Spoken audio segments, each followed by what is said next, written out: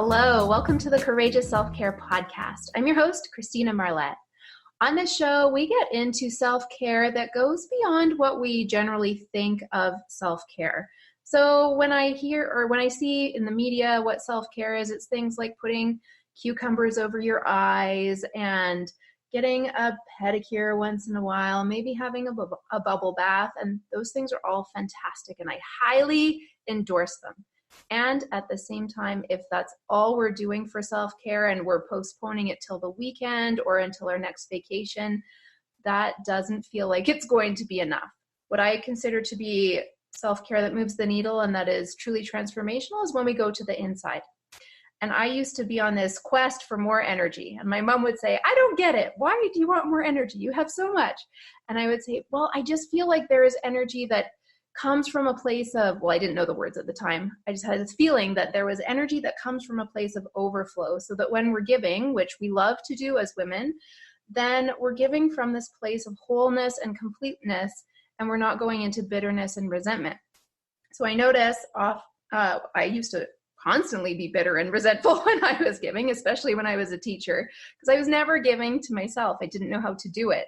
And then I went on this odyssey of personal development for 10 years and learned, when we go to the inside and cultivate what's going on there and learn what's serving us and learn what's not serving us and deal with it and do the hard stuff, go to the places emotionally that aren't fun, that is what makes a tremendous difference. And now I do feel like I have this overflow of energy. And if I do get into bitterness and resentment, it's a very temporary experience instead of this perpetual state of being.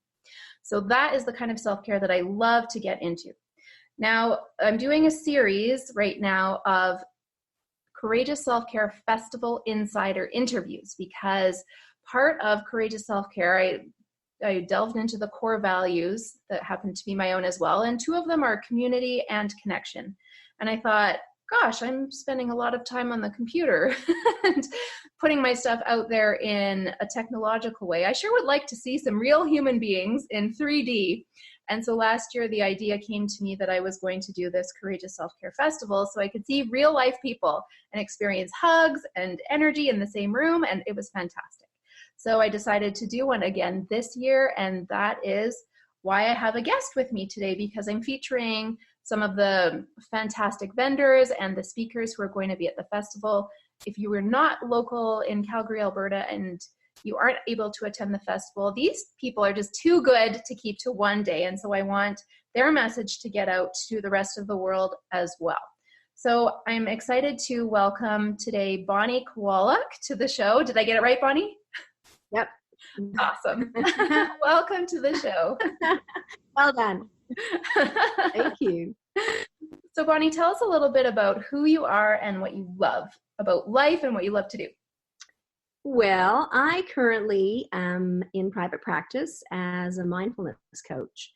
And what I do in my practice is a rather unique form of coaching, in that I integrate mindfulness practice with prescribed music programs and the coactive model of coaching, along with allowing people to process what they discover in their sessions through the expressive arts. I've just found this combination of coaching and this approach really is very effective, because it does offer the capacity for people to dive in deep, to really uncover and make conscious the unconscious, and really to get to know who they are and what are the root of some of their patterns, their ways of thinking, their ways of being, that may not serve them to be the best version of themselves.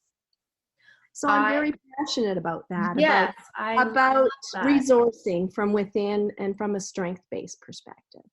I think that is so fabulous. It really aligns with what I do as well with Courageous Self-Care. There's so much to be learned from creativity and the vibration of music and getting into your body and expressing yourself. Those are all elements of Courageous Self-Care. So we're totally aligned here.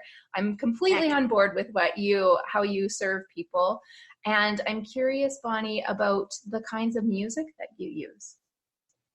Well, most of the music I tend to use is Western classical music. And these programs were developed in the 70s and 80s by the pioneer Helen Bonnie.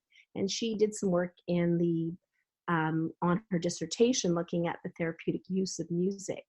And she worked primarily with people that were struggling with mental health issues, that had some substance abuse issues.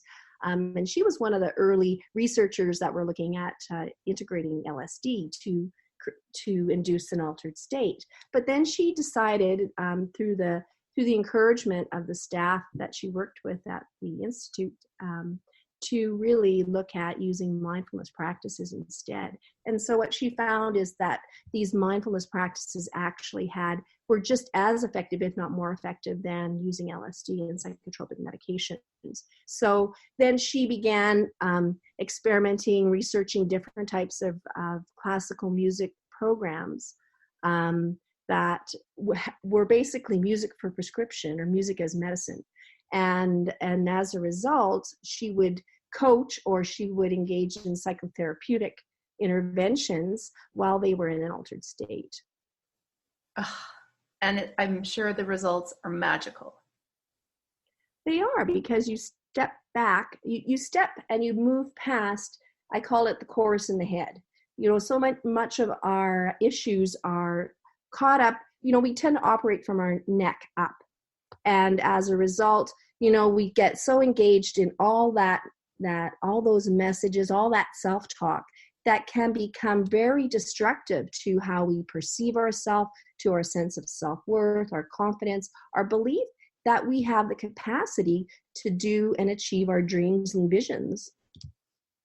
I love it. So powerful. I'm just delighted that this is how you serve. It sounds absolutely amazing. And mindfulness is so important now too, especially with all the distractions, the multitude of ways we can distract ourselves and not ever, like we can be sitting beside someone and not ever, or even be in conversation with someone across the table and not ever actually be present. Absolutely. I think in this day and age, with the onslaught of social media and with the accessibility to our phones and our computers and iPads, things like that. It's like we mentally and emotionally, even spiritually, really need a break from the technology, because I believe that it just really bombards us and can push us into overwhelm, which really is not a healthy way of being in the world, and can really actually create more problems for us from a mental health perspective, I believe. Oh yeah, if we're always using technology as a distraction to avoid going to where it's uncomfortable, then we're completely out of touch in so many ways, emotionally, spiritually, mentally, I think all of them, and physically. Absolutely, because if you're sitting engaged in sedentary activity, how is that serving you, in front of a screen? Whereas if you're out in nature, walking, breathing, hiking, biking, you're connecting with yourself and potentially with other people in meaningful ways that will deepen your sense of meaning and connection with, say, the creator or your higher power. And the work I do tends to kind of support and encourage people to go there as well. Because Totally. I find people discover that for themselves in their sessions, is their own way of inner resourcing and potentially healing a lot of things in their inner life and their inner world that have gone askew. Yeah, you just made me think when you're talking about going out in nature and experiencing ourselves and other people in a different way. I was out for a walk the last time we had snow. So today we're recording and it's all snowy again, even though it's October. But the last time we had snow, last week, I went for a walk and I chose to go up this little steep section and it was way too slippery. And so I was kind of stuck there. And this gentleman happened to be walking by and he noticed my predicament and he offered me his hand and said, "Can I help you up the hill?" And it completely made my day. It was one of those really touching, connecting moments where the older version of me would have been like, "No, I'm a strong woman. I can do it myself." But I've learned that when someone offers help, it's great to receive it. And so I did take his hand and it was such a magical moment of connection. It was really profound to me. Yeah, that's interesting that you should say that. I just recently did a demo with the Alberta College of Social Workers, and I had one of my colleagues be be a volunteer for me to demonstrate the type of practice that I do with the clients that choose to engage with me. And one of the things that he mentioned, in his work as a helper and as a caregiver, is that one of the themes that came out of his session was this, like you mentioned earlier, that he's so invested, and really his sense of purpose comes from his capacity to serve humanity and to give back. And of course, in the coaching session, I challenged him and said, so how do you give back to yourself? So that you can also serve yourself and fill your bucket back up, because so many of us, give. And I think especially as women and mothers, we wear multiple hats and we're constantly giving, but then we become depleted. And it's like, then so how, the question is that from a self-care perspective, how are we really taking care of ourselves? And are we really doing ourselves service when we constantly sacrifice our own self-care for that of other people? Mm-hmm. Yeah, I totally agree. That's why we have courageous self-care, because it absolutely takes courage to care for ourselves, to turn that giving that we tend to want to give out, because we have been taught that it's better to give than to receive, which is totally not true. You can't give if no one's receiving. And to turn that back towards ourselves and be the giver and the receiver, it just transforms your life. It completely, well, at least for me and the clients that I've worked with, it completely shifts everything. For sure. It's very, it's an awakening in a way, Yes. It's like that stroke of insight. All of a sudden it's like, oh my God, why haven't I put myself first? And, Yes. we have this belief or this mindset that, oh, that's selfish for you to put yourself and your needs first, and to give back to yourself and make quality time for yourself, so that you have that energy to be able to be creative, to connect meaningfully with others, with your work, with whatever you're passionate about. And if you deplete yourself, you have nothing left to give. Exactly. How are you serving yourself or humanity in any way? Right. Exactly. So Bonnie, we've covered a fair bit about what you're going to be sharing at the festival. I'm curious, why is this so important to you? It's very important to me because of my own personal work, and because I've been honored to actually witness people's own transformation and growth. And it's not because I'm giving them a quick fix, I'm giving them a Band-Aid, I'm giving them something that is avoiding what they need to deal with. It really is a collaborative process. It's an empowering process. And I mean, I wouldn't be able to, sit here in conversation with you about what I do if I haven't been privy to, big transformations in my own life because of my own personal work and practicing what I preach, but also being able to witness and walk with other clients in their own personal transformations and growth, and moving past a lot of those fears, or what I call the saboteur that gets in the way of what we're really capable of doing. And once people push past some of that resistance and that fear, they start to see the light of day, and it's totally inspiring, actually. Yeah, what a gift to be able to walk with people on their path and be invited in and be someone who can help them reduce their suffering and condense the amount of time that they do spend in that turmoil. I think that's one of the best reasons to have a mentor in your life or a coach in your life, is because they've already walked that path. They can give you the shorter version and can help you see what you can't see yourself. Yeah, and it's even about just being able to be comfortable to sit in that discomfort with people. Yes. And I mean, I have a client that, the whole coaching session was very much a process orientated one, where we just processed this really deep despair that she was experiencing in the moment. And it wasn't about me sitting there pushing past through it, or just saying, oh, let's just talk about something else because you're uncomfortable with the emotion that is present. with the person that you're working with. So it's really important, I think, to be able to sit in their silence, to sit in their pain and their suffering, and in a way you're giving them permission to actually be with it themselves. Mm-hmm. Yes. So powerful and so necessary. Absolutely. Thank you for sharing that. I can tell that you are so good at what you do and that you are providing such an incredible experience for people to get to know themselves better on a deeper level. So we're going to shift gears a little bit and dive a little bit deeper into what courageous self-care is from your perspective. So Bonnie, I'm curious, what does self-care actually mean to you?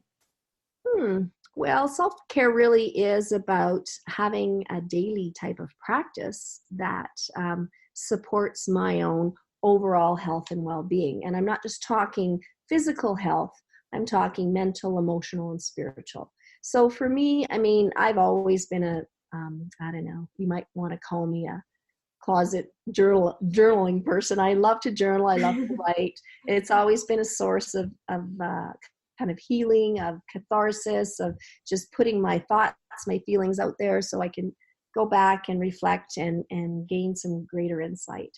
And as having a background as a music therapist, music has always been really important to my own self-care and healing as well. So I mean, from playing the guitar to composing music to singing in a choir. I do facilitative drumming, so I love to drum because I think drumming is another very powerful tool to connect with the rhythms of our life and our heartbeat. So I love to do that as well. Accessing nature is important. I have a beautiful cottage here in the Kootenays in the valley, and I love to come out here and hike and be out in nature with my dogs and go to the lake and spend that time. But connecting with people is also a really critical piece of my own health, and not feeling like I'm an island. And I used to believe I was an island, or that I had to, cloister myself away. But then I started to see and feel the merit of finding my own tribe, my own, people that were like-minded, that wanted to support their own overall health from a holistic perspective. And so I found it very important to surround myself with those types of people and to lean into trusting myself, trusting people that they were truly there to walk with me too, and to be there when I needed them as an aid for assistance, whether it's for emotional support, or I recently had a big move and I had a whole group of my friends just surround me with their kindness and their time and just their emotional support and during this transition.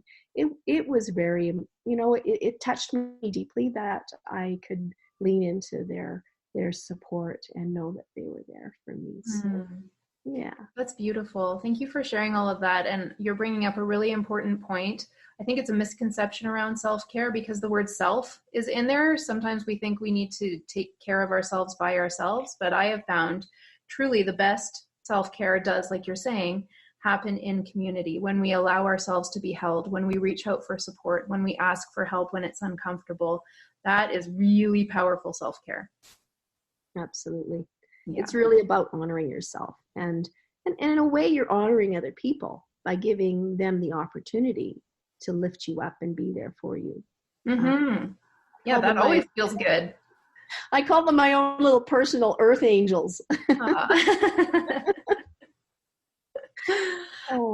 And so courage, I've mentioned a few times already, courage is a huge part of self-care because our soul is always wanting to expand. And when we do things that are uncomfortable, whether it's in relation to others or just for ourselves, it does absolutely take courage. And so to get into that energy of courage, I would love for you to share something that not a lot of people know about you. Well, like I said, I've already, alluded to the fact I've done a major transition. And part of that stemmed from the fact that I recently had to really confront my own personal family system and looking at the dynamics and the toxicity in the relationships that were going on in the family. So it really wasn't serving my own self-care and my capacity to be the best version of me. Because I think sometimes as mothers, as wives, as sisters, whatever, we all tend to feel like we have to self-sacrifice for the greater good. But there can be a cost to that as women, I think. And for me, I was experiencing that cost.